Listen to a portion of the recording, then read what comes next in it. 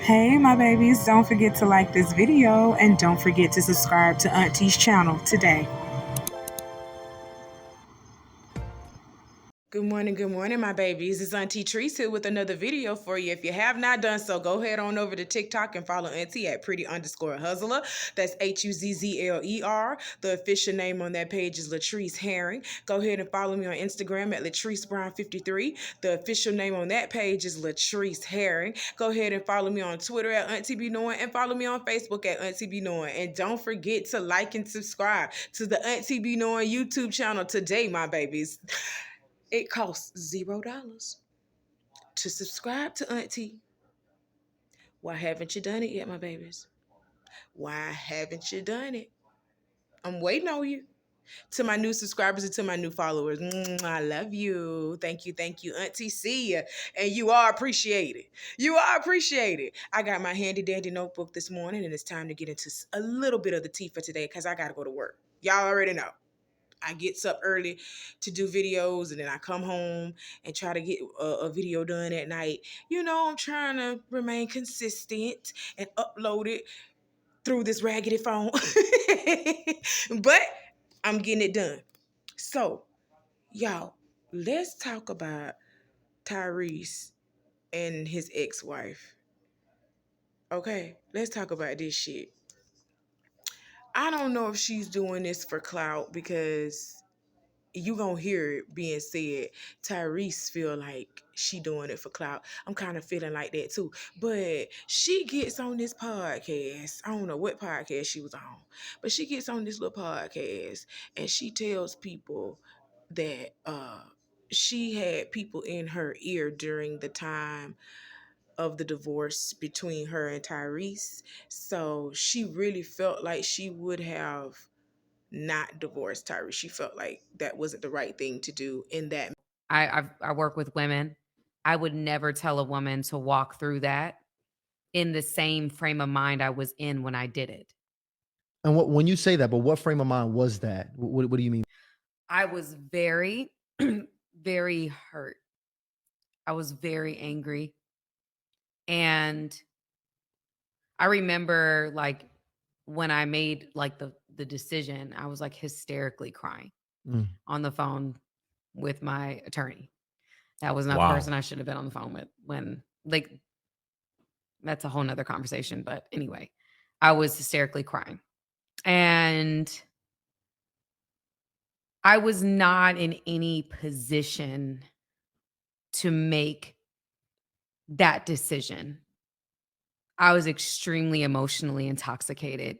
We can be intoxicated with our emotions because I would never tell. I work with women, and I'm one. I'm very much emotionally led. I feel very strongly. I'm just that kind of person, very passionate. But I would never tell somebody to make that decision when they're that emotional. But of course, I wasn't talking to someone that genuinely would be for marriage, you know, or for reconciliation. And that's not no slight to my, you know. No, it's the current it's friends. not. Yeah, it has nothing. There's no slight to that. Not the friends, but I was on the phone with my attorney. Yeah. So it was something that was being said to me that hurt me at that time, and that so at that time when I was on the phone and I made that decision, I was livid. And I'm very much emotionally led. I feel very strongly. I'm just that kind of the truth about the matter is that if I had different people in my ear at that time, I would not have made that decision. No. Wow. I wouldn't. And that's the truth. I try my very best at this point in my life to be what I didn't have in that moment. Because I think that I was women were like, I'm an extremely emotional person. People that know me know that about me.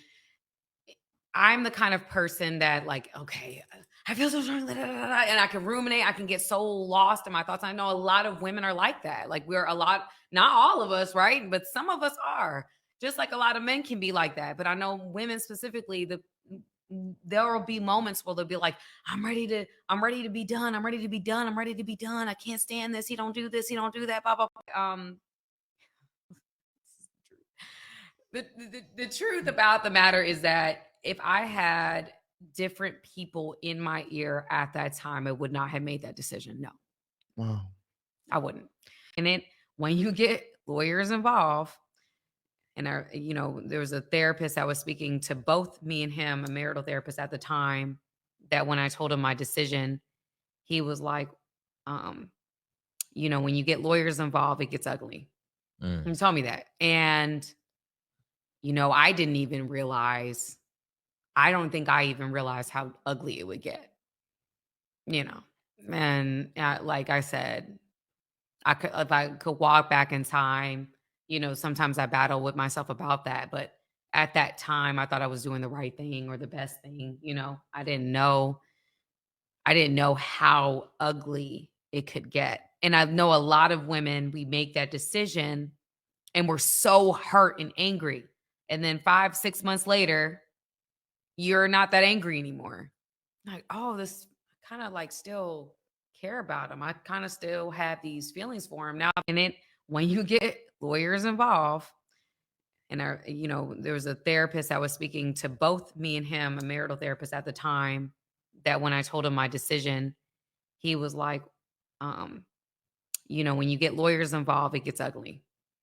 Are you now in the spirit of potentially even being able to rekindle a relationship, rekindle that relationship? Is your spirit in that place, or could it ever go back to that place? It's loaded because of the fact that there's been so much that's happened, like there's been so much that's occurred. Okay.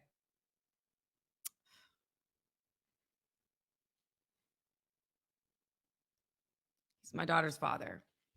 So I would say this. I would say that if we were both going to show up and we were both going to fight for it equally and sacrifice equally, like, things that I needed and, things that, he needed. I wasn't perfect. Come on. Yeah. Your girl ain't perfect. So I would say that if we were both willing to fight and we were both willing to do certain things, then yes. Are you now? She felt like that wasn't the right thing to do in the manner that she did it in. And she regret divorcing Tyrese. She ain't say that, but she regrets divorcing Tyrese. Okay? So I think now she's starting to realize that it would have been a little bit more lucrative to stay with that man than to divorce that man, because now you're fighting for $20,000 a month in child support when you could have been getting way more than that while you was still with him. So that's all that is. She realizing that, damn, I done dropped the ball. I dropped the ball. And she went on the podcast. I went on this podcast and started spilling her beans. Started Keefy D-ing herself. I'ma call, that's a movement now. Keefy D. You go on there and start spilling your beans. Like this, nothing can happen. We're divorced now. Nothing can happen. You're spilling your beans. So Tyrese, honey, heard about the interview and must have heard what she said, and he said, "That's cap. You capping." Look, listen to what Tyrese said. In your ear that influenced you into leaving your husband and your 1-year-old child, your innocent 1-year-old child. We both were divorcee kids, grew up in toxic environments, torn in between our old family, new family, stepfather, stepmother. That's a life that we both lived. And you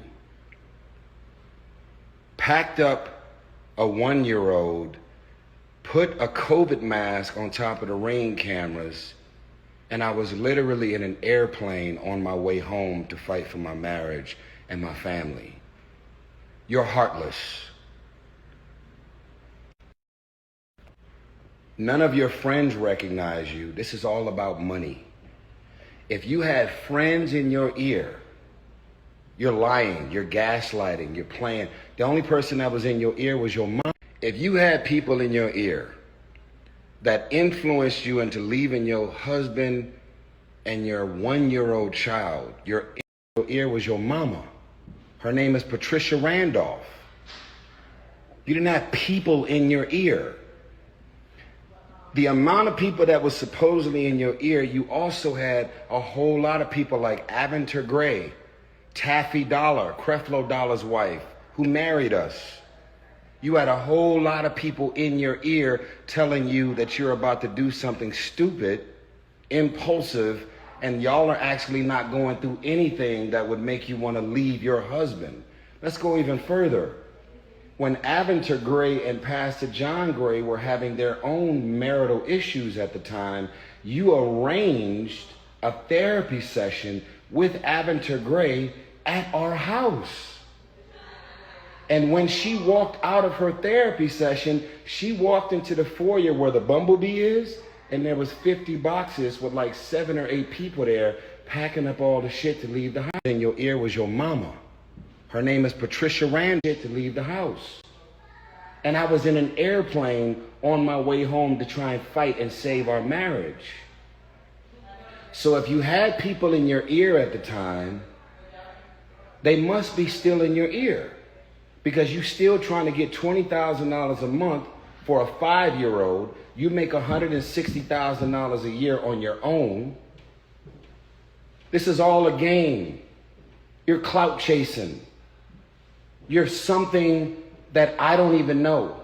A simple woman, not into materialistic things, don't care about fame and mansions and popularity. You're everything that you told me and all of your friends and loved ones that you wasn't. If you wanted to be famous, boo-boo, that's all you had to say. You didn't have to play this game that you wasn't. Now you out here playing on single mothers and their emotions, playing on shit to leave the house. And I was in an airplane on my way home to try and fight and save our marriage.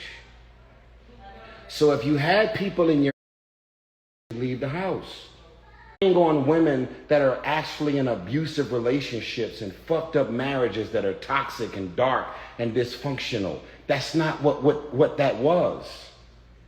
You think I would have a song entitled "I Don't Think You Ever Loved Me" if I didn't really feel that way? You think I would have a song out called "Love Transaction" if I didn't realize that it was never just a transaction? This shit is about money.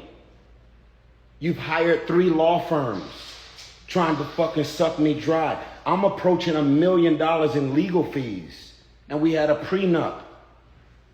You already tried to ask me to come back. You already tried to reconcile. I told you I was in a relationship with Zelly, and I was not willing to go and break this off or cut this woman off because you decided to wake up on a Wednesday and come back and play in the sandbox. Playing on women that are actually in abusive relationships and fucked up marriages that are toxic and dark and dysfunctional. That's not what that was. You think I would have a song entitled "I Don't Think You Ever Loved Me" if I didn't really feel that way? You think I would have a song out called "Love Transaction" if I didn't realize that it was never love, it was just a transaction? This shit is about money. You've hired 3 law firms trying. Everything about the way you left me was heartless. It was evil. You never considered me, your marriage, and let alone your innocent 1-year-old child. She had to celebrate her 2nd birthday apart. And if you really are really suddenly caring about the effects that you've had on me and your family, why don't you sick these fucking lawyers off of me? Call your lawyers right now and tell them that everything that you're still trying to get right now, you don't want it no more. Everything about the way you left me was heartless. It was evil. You never considered me, your marriage, and let alone your innocent 1-year-old child. She had to celebrate her second birthday apart. And if you really are really suddenly caring about the effects that you've had on me and your family, why don't you sick these fucking lawyers off of me? Call your lawyers right now and tell them that everything that you're still trying to get right now, you don't want it no more. Everything about the way you left me was heartless. It was evil. You never considered. Honey, Tyrese say he ain't here for your mess. And did y'all catch that he said that she has tried to come back to him before in the past, but because he had moved on and he got a girlfriend right now, he said, no, I'm not finna just break up my relationship with Zale because you decided to have a change of heart when you moved on first. You moved on first. Girl, hit the road, Jack, and don't you come back no more, no more. Leave that man alone. You got your $20,000 a month. You got $20K a month. You got your $20K. You got the baby. You're no longer with Tyrese. What more do you want from me? What more? Girl, go on. That information we did not have to know about. You divorced that man. You left that man. You get the child support from that man. I don't think you can get alimony from him because there was a prenup involved and everything. So she can't get alimony support from him. So she got the only thing that she could get from him, which was a child. She got child support. And you sitting around here talking about, oh, you wish you would have never did this and you wish you would have put a little bit more thought into it. Why are you still seeking $20K a month in child support for this man? Drop that down a little bit. You don't need that. Ain't you on your own business ventures? I told y'all this child support thing can be capped too. But that's his business and not ours. Moving on. Okay, let's talk about some scammers. We got scammer alert. Scammer alert. Okay. Former Love and Marriage Huntsville star Destiny Williams is wanted for forgery. Okay, she is accused of signing her ex-husband's name on a utility contract without his knowledge. And all I got to say to that is, bruh, you can't help your woman get the lights turned on in her house, keep the lights on in her house. And she probably got your children. And you can't even pay a freaking light bill for this lady. Are you serious? You men, it's something about you. It's something about you. And not in a good way. Not always. In a good way. You couldn't sign a utility contract for this woman for her house so that you could keep the lights on for your kids. You couldn't do that. Child, y'all got to be strong. It is very important to take heed of who you are procreating with.